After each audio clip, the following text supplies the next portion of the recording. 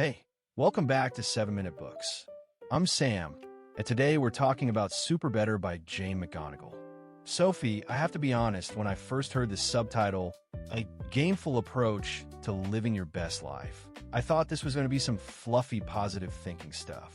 But it's not that at all. No, not at all. Hi there, Sam. This book is actually rooted in some pretty serious science, and the origin story is wild. Jane McGonigal is a game designer, and in 2009 she suffered a severe concussion that left her unable to read, write, or even hold a conversation without pain. Doctors told her she might never fully recover, and she ended up in a really dark place with suicidal thoughts. Right? And instead of just giving up, she did what any game designer would do. She turned her recovery into a game.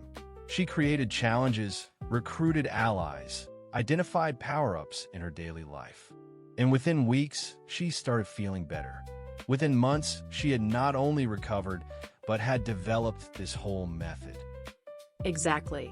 And the core insight is that our brains respond to challenges in similar ways, whether they're real or imagined, physical or psychological. When we play a game, we willingly take on hard tasks, persist through failure, and feel genuine satisfaction when we overcome obstacles. So she asks, why can't we harness that same psychology for real-life struggles? She calls it a gameful mindset, and she argues it's a skill you can learn. There are 7 core rules in the book. The first one is to challenge yourself. Actively seek out growth opportunities instead of avoiding difficulty.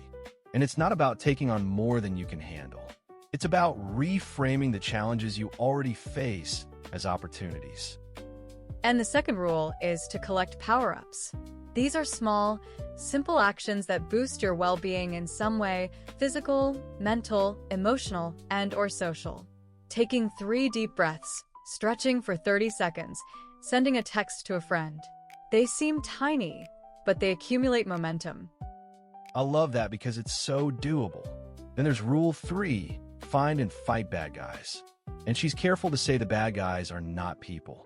They're internal and external forces that undermine you: self-critical thoughts, procrastination, environmental triggers. You name them and develop strategies to defeat them. Right. And Rule 4 is recruit and activate allies. No one overcomes serious challenges alone.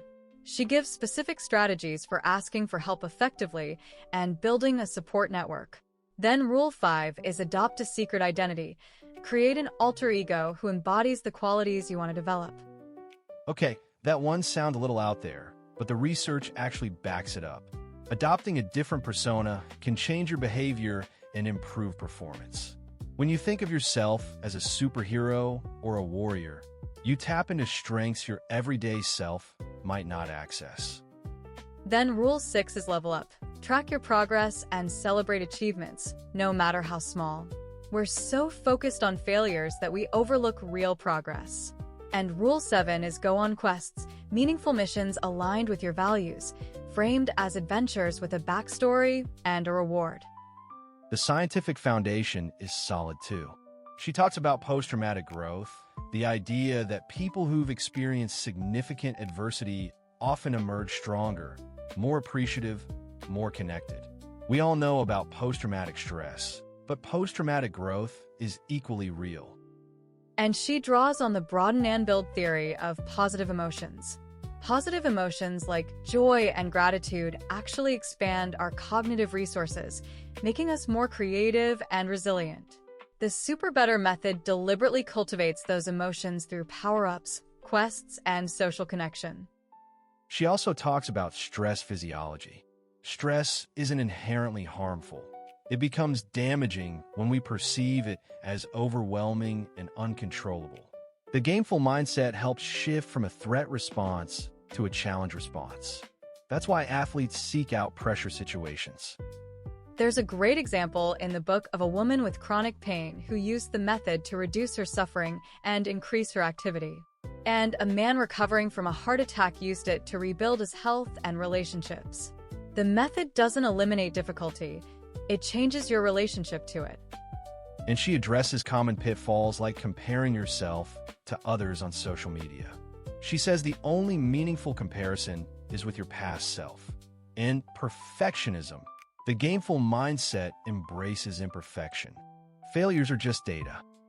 The most powerful idea for me is that we are all capable of far more than we think. Our brains are constantly rewiring, our bodies can heal.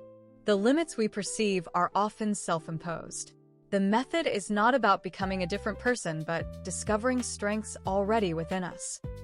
My biggest takeaway is that I can start small. I don't need to overhaul my life. I can just pick one power-up today, or recruit one ally, or frame one task as a quest. That feels manageable and actually kind of exciting. And if you want to dive deeper, the whole library is on the 7-Minute Books app at 7minutebooks.com/app.